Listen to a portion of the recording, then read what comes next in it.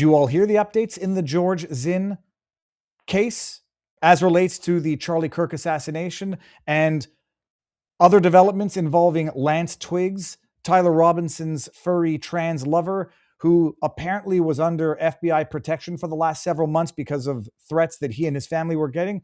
It's amazing how these things fly under the radar and nobody knows about it, but for the fact that, some people have certain stories on their radar and will follow up on these. If you don't remember who George Zinn is, the day of Charlie Kirk's murder, immediately afterwards, an old man claimed to have been the shooter and was caught on camera with his pants falling down after he said, "I did it, kill me, shoot me, shoot me." This is George Zinn. And I'll refresh everybody's memory because the day that this happened, this man on site says, "I did it." A very bizarre thing to say if you didn't do it. By all accounts, he's the campus crazy person. Everybody knew that he's the campus crazy person. That doesn't mean that there's not more to this. This is the video from the day of the assassination. How dare you! How dare you! How dare you! How dare you! Now, by the way, that phone that they just picked up is going to be mildly important because that is the phone on which the child pornography that he possessed that subsequently led to the charges after he was brought to a hospital. But let's just play this out. How dare you! How dare you! He's such a monster! What a monster! Such a monster! Monster! A monster! How dare you! Back it up! Back it up! He was charged with obstructing justice, possessing child sex abuse material on his phone. For those listening, this is a video of the arrest. Video credit Natalie Harry via Storyful. I don't know. He said he shot him, but I don't know, dude.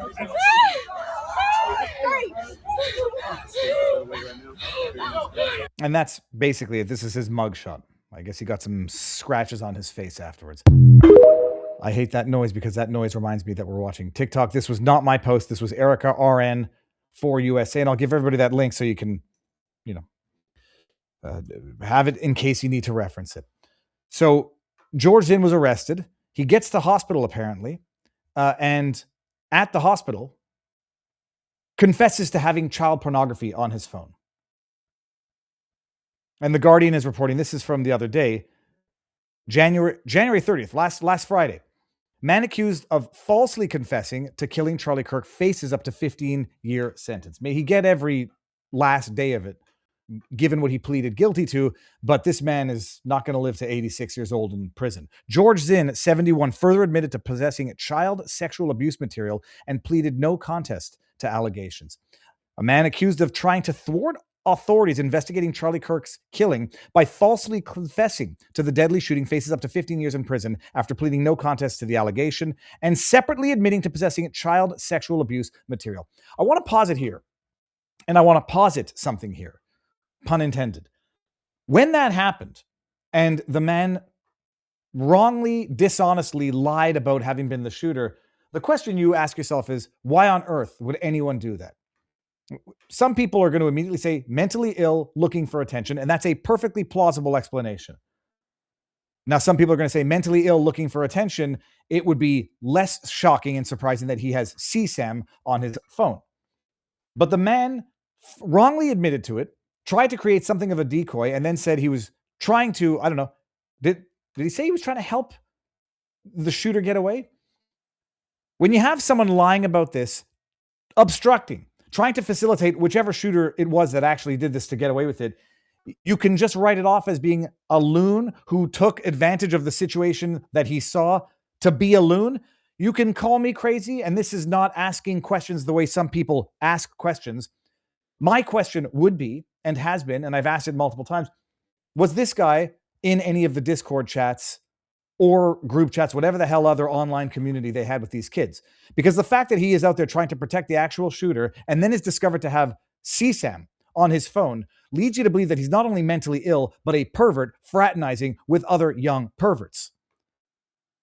Back to the case, however. The case centering around George Zinn all but concluded at a court hearing on Thursday in Provo, Utah, about 5 miles away from the campus where Charlie Kirk was fatally shot on September 10th. Documents filed in Zinn's case alleged that he began screaming, "I shot him, now shoot me," at a university immediately after Kirk was killed by a sniper. Video of the officers on the scene having restraints circulated widely online, leading some to believe he was the conservative political activist killer. Well, that would be a reasonable expectation when he says it was the day that Charlie Kirk was killed.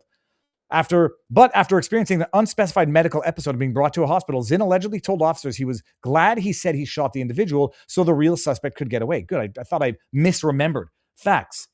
He's doing this to protect someone, and then you're going to suggest that he had no advanced knowledge that this was going to happen and it was just a split-second decision that he decided to make? It's possible. It's not one that I would bet money on. It's possible. He also purportedly said he had illicit child sexual abuse material on his cell phone, so he was worried about investigators looking at the device. Does any of this make any sense? He has CSAM on his phone. He's worried about investigators looking at the device, so he claims to have been the shooter to immediately get arrested so that he can allow the real shooter time to get away. Authorities subsequently charged him with second-degree obstruction of justice, as well as various counts of child sexual exploitation of minors. The latter counts were connected to more than 20 images depicting child sexual abuse, including minors believed to be the age of 5 and 12, along with explicit messages sharing the imagery with others. Another question that I might have, that I do have, I'm just not sure if I asked it publicly. He got those images from somewhere. Are they investigating where he got those images from? Who those images were of? What pedophile ring might have been involved in procuring and transmitting or providing those images so that he could get them? I presume they would have to be. I would ask if there's been any developments in that. Has anybody else been arrested in connection with this man's procurement of CSAM and possession of it on his phone? Moving on Thursday, in front of the Utah State Court Judge Thomas Lowe, Zinn pleaded no contest to a reduced third-degree obstruction charge. He also pleaded guilty to 2 of the sexual exploitation of minors.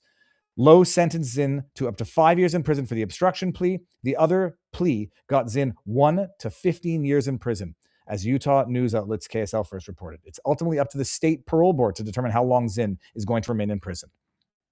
Zinn's history of criminal charges and convictions in Utah reportedly dates back 3 decades. Notably, days after the deadly Boston Marathon terrorist bombing in 2013, he was arrested for allegedly asking Salt Lake City, Utah marathon organizers if they needed help setting up bombs at the finish line. Utah state prosecutors charged Tyler Robinson with aggravated murder in Kirk's killing, which is one of the several prominent instances of political violence in the U.S. in 2025. Prosecutors have said they plan to seek the death penalty against Robinson. You will recall that there were a number of Discord chats. There were a number of reports of people with advanced knowledge of something big going to happen at the campus. George Zinn, a man with CSAM on his phone, who is a sexual deviant, to put it mildly, a criminal sexual deviant, a criminal pedophile, immediately, reflexively is there and then announces that he's the shooter to let the real shooter get away.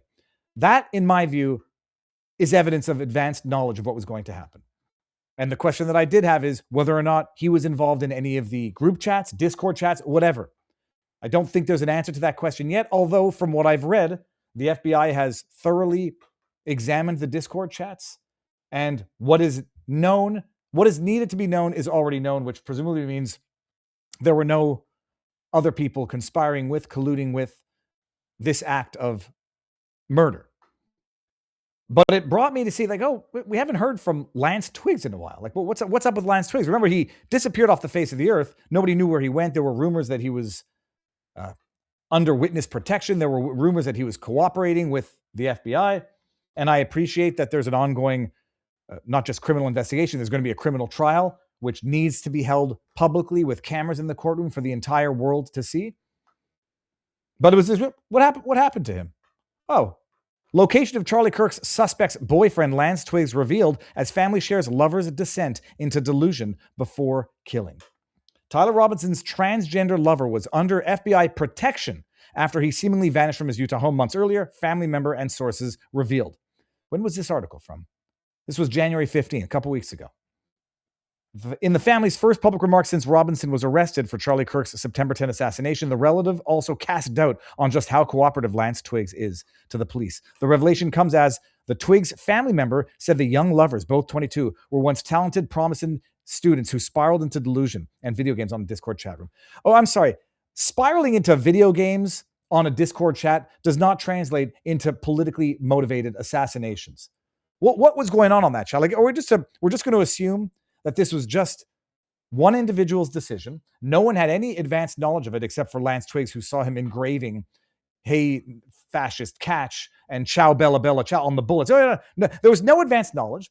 There was no political radicalization, and there were no potential individuals radicalizing these groups or infiltrating the groups to further radicalize young trans community. We're supposed to believe this was just a spontaneous decision. Lance had no advanced knowledge. Nobody on the chat discords had any advanced knowledge, even though people were posting on the internet something big is going to happen. Quote, being as antisocial as they were, from my understanding, playing these games and being part of this Discord group, they didn't seem like they were in the real world, the unnamed relative said. There's a world of difference between game addiction, drug addiction, and murder. And that type of radicalization.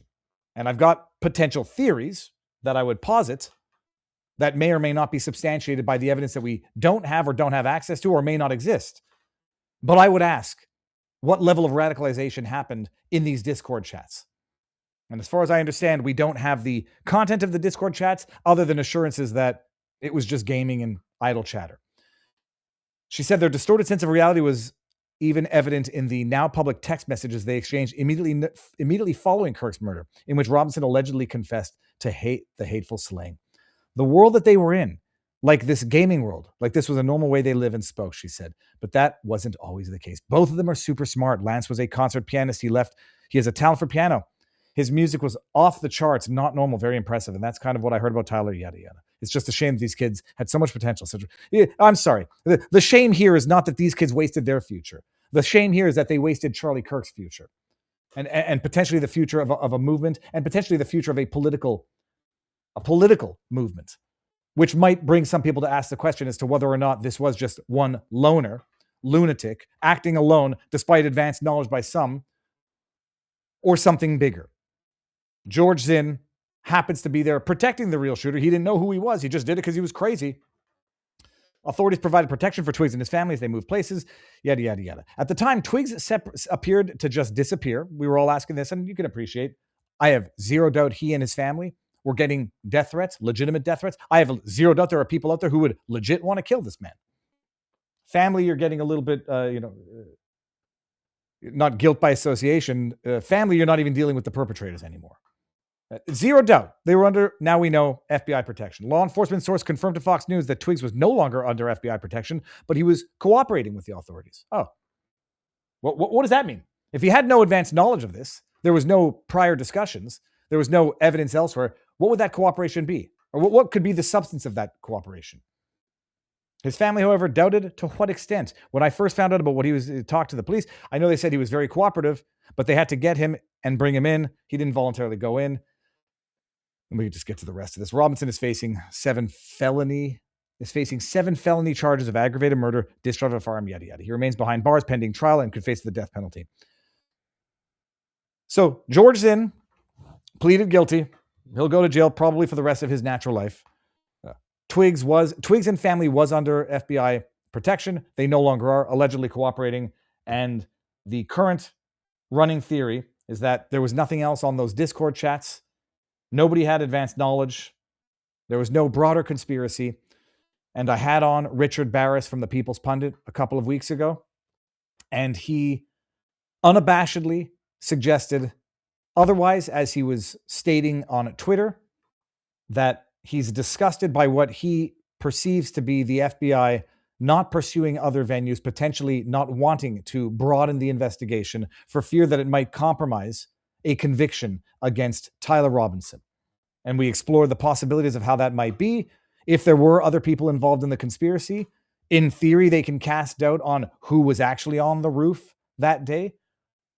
And so Richard Barris, People's Pundit, smart, wicked smart man with amazing insights and some insider knowledge that he was making known on Twitter, said that it's disgusting that they would choose not to investigate and potentially prosecute others for fear of complicating or confusing the prosecution against Tyler Robinson and the strategic decision being made to go after and only after Tyler Robinson so as to ensure at least a conviction against Tyler Robinson.